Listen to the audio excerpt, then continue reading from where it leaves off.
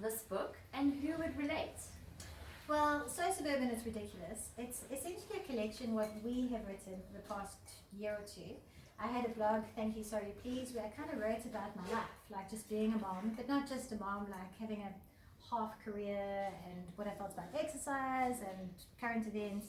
And I'd asked Mel, she was actually my son's grade 2 teacher at the time, to write for me because she's a talented writer, and her stuff as Gin Bunny is hilarious. So she balanced out my sometimes sentimental work, really. And the reason why it's So Suburban, it's ridiculous, is I'm not sure about other moms out there, but I kind of fell into having my kids. I wouldn't change my life, but there is sometimes on the 7th trip into school to pick up and carry and make the millionth lunchbox that I wonder, well, how did I end up in this white picket fence existence? Lovely, but So Suburban, it's ridiculous. So tell me about your writing. So I chose to write anonymously initially because of my day job, and the fear that I wouldn't be able to disguise a story that I was trying to tell about a child and the parenting style, which might not have put it in a good light. But I ended up actually mostly writing about my own kids anyway. Also, I was a gym bunny for a time in my life, and a lot of moms need a little something, sometimes it's gin, so I thought that they would relate.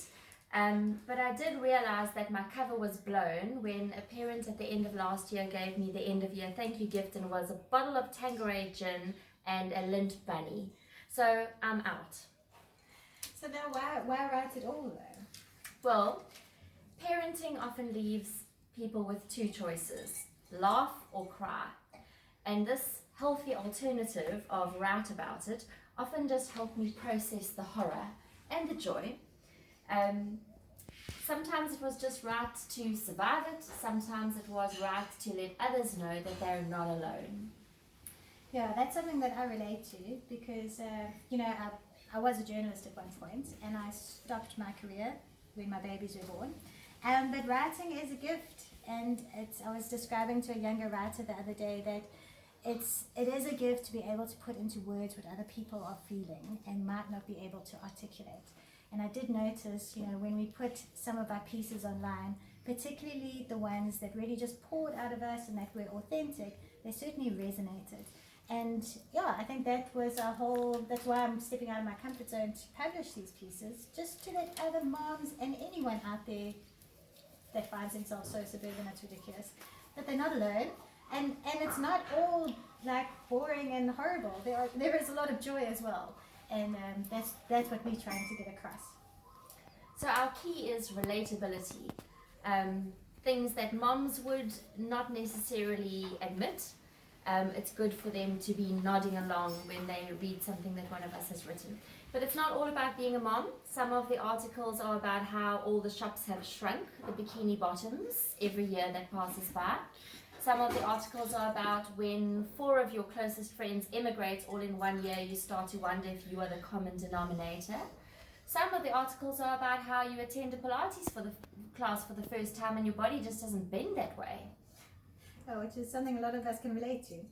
There's even a whole chapter actually on COVID-19. It was another thing that writing helped me through.